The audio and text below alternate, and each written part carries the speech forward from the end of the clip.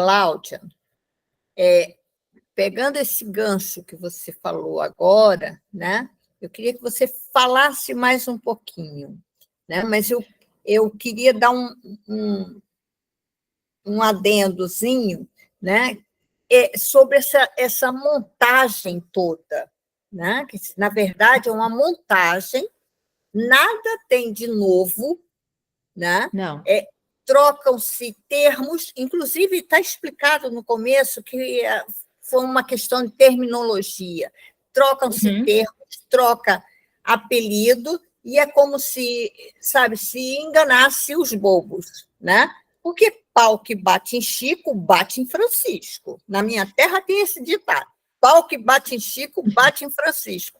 Não tem jeito, né? Então, você pode até botar um apelido novo, mas, na verdade, aquilo está ali, está contido ali.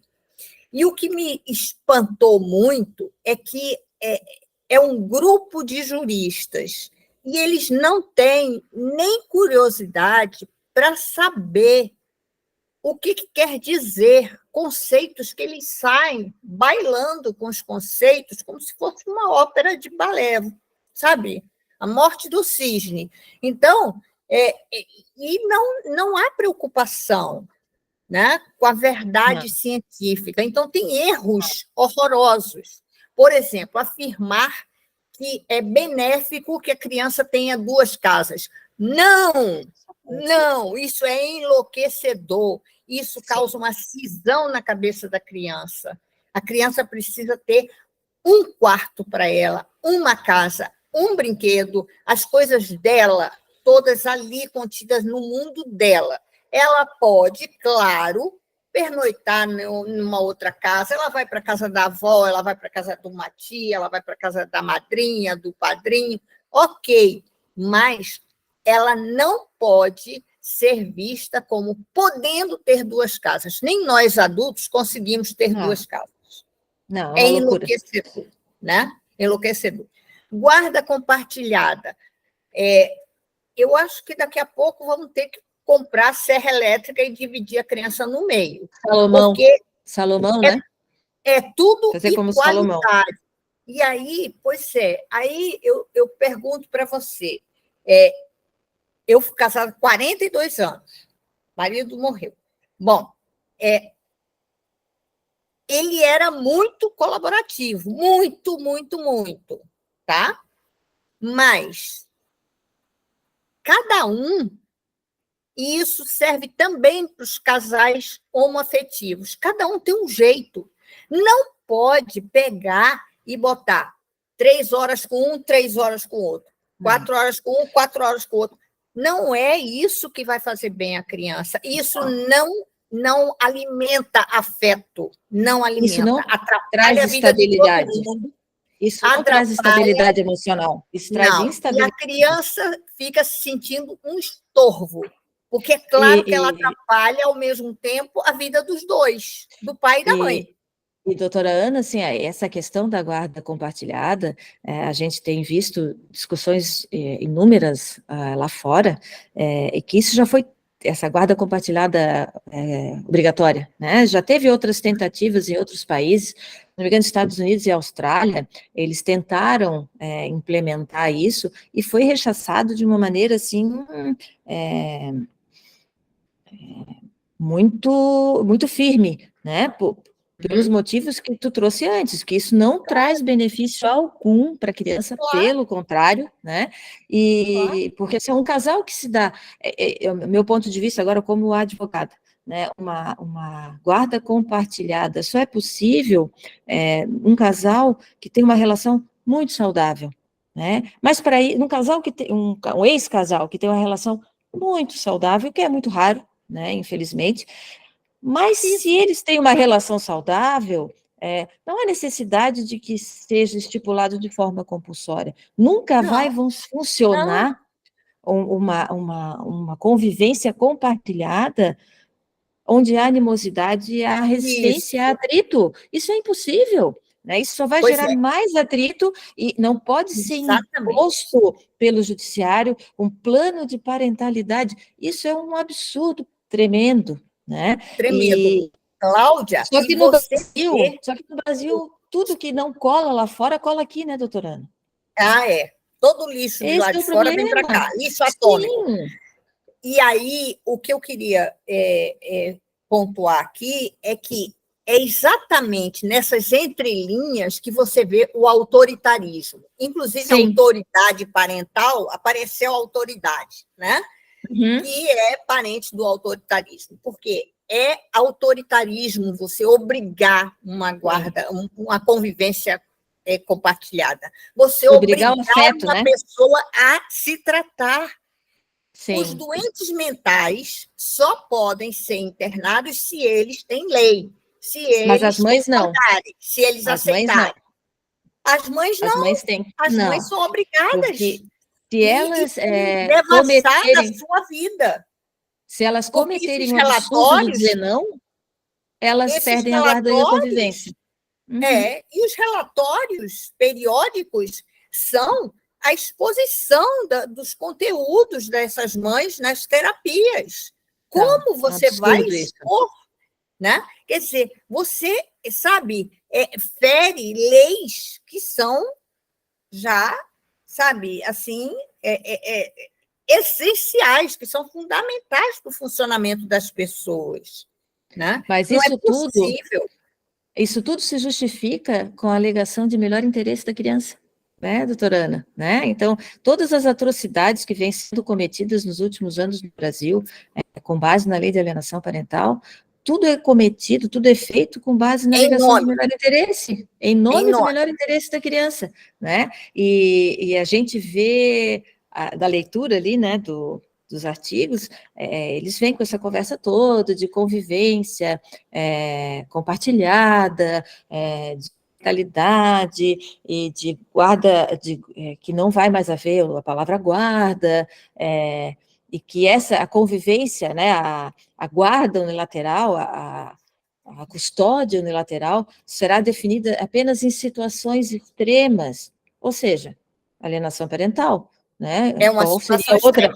Qual seria outra situação extrema? Porque, assim, ó, o problema é que uma situação extrema seria uma mãe vítima de violência. Sim. Um homem, né? Mas só que, a partir do momento em que ele alegar que ela está afastando a criança, ou que ela comete atos de alienação parental, mesmo que a gente não chame dessa forma, como o novo projeto prevê, promova dificuldade, né? A partir do momento que ele alega isso, ninguém mais fala dos atos de violência aos quais ela foi submetida. A gente não está nem falando do caso da violência contra a criança, né? É direta, física, né? Porque em que pese a gente sempre discute, a gente vinha falando isso antes, que um pai que agride uma mãe, ele está também agredindo o filho, né? Porque sim. Ele está trazendo a violência, seja física, moral, financeira, ele está trazendo a violência para dentro de casa, e ele está danificando aquela unidade familiar e provocando traumas para todos os envolvidos, não só para quem é o alvo direto dele, né? E só que a partir do momento em que ele alega isso, acabou. É o caso da Ana Hickman ali. Ninguém, assim, nos jornais no início falavam da violência que ela sofria, falavam das supostas fraudes que eu não conheço o caso, né? A gente conhece só pelos notícias de jornais, as supostas fraudes que ele teria cometido, sobre desvios, alegados desvios financeiros e violência psicológica com ela, enfim. A partir do momento em que ele levantou a questão da alienação parental, acabou. Só se fala na alienação parental se ela está praticando ou não atos de alienação parental, se ela deixou ele ver ou não a criança. É assustador isso, né? É assustador. Assustador. Então, assim, ó, a gente, se isso permanecer dentro do nosso ordenamento jurídico, se isso for para dentro do Código Civil, isso vai provocar ainda mais, acreditem, ainda mais danos do que a lápis já provocou nesses últimos anos. Sim. Vai ser ainda mais grave, né? E aí se juntar com outras questões que eles estão formatando ali dentro, essa questão da convivência compartilhada, a impossibilidade de acordo unilateral, e a alegação, quando eles falam da convivência compartilhada ali, é muito engraçado, assim, né?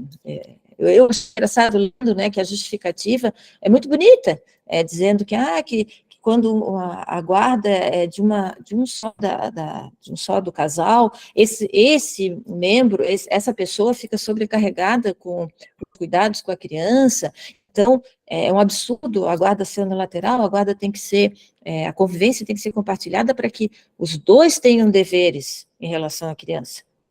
Só que o que vai acontecer na prática é o que já vem acontecendo, porque a gente já tem a princípio, a guarda compartilhada no Brasil é a primeira, é a regra, né? Que um tem direitos e o outro tem deveres. Exatamente. Né? Não há um compartilhamento de direitos e deveres, há um compartilhamento apenas, quer dizer, não há um compartilhamento de deveres, um tem direito e o outro tem deveres. Né? E isso vai permanecer mesmo com a revogação da LAP, né, outra questão também, que me chamou a atenção, que também vem junto com isso, é a questão do casamento infantil, né, porque o Brasil vem sendo cobrado, já não é de hoje, para endurecer as regras e impedir o casamento de menores de 18 anos, né, isso é um consenso internacional, né, a gente sabe que a gente está longe do mundo ideal, e não só no Brasil, como em outras sociedades em que o casamento infantil ainda é permitido, mas, enfim, o Brasil já foi chamado a atenção, né, a respeito disso, e para impedir casamento de crianças abaixo dos 18 anos, mas isso também não é retirado do novo projeto de Código Civil, ele está lá, né, regularizando, inclusive, união estável entre crianças de 16 a 18 anos, né, mas em todos esses exemplos... Né? Está validando, está validando. Então, isso tudo daquela forma que a gente vinha conversando, a mesma tática, ou seja, troca de palavras, não fazem alusão aos termos, conceitos reais, né, mascarando o que efetivamente esses artigos se destinam a perpetuar, né? Está sendo escrito. Sim, eles pretendem perpetuar conceitos e atos repudiados pela comunidade internacional e nacional, né? Pois é. Aí tem um pedaço que me irrita profundamente, dolo presumido. Quando existe a tal da dificuldade, quando um genitor vai dificultar a convivência parental do outro. Primeiro que essa palavra dificultar não muito tem vaga, critério. Né? É muito o que vaga. Pode ser difícil para você, para mim pode não ser. Né? Dificultar é uma palavra completamente fluida. Cabe muita coisa. Mas são os indícios. Aqui com critério. São os indícios de alienação parental, doutora Ana. É a mesma coisa. Né? Que hoje em dia, aí, a mãe... Sim, sempre. Né? O dolo presumido. Cláudia, não existe. Isso é uma estimativa de que vai danificar. Eu estou com 50 anos de formada, já vi crianças que foram realmente filhos de casais com muita animosidade, que brigavam, que não sei o quê, mesmo depois da separação, não sei o quê.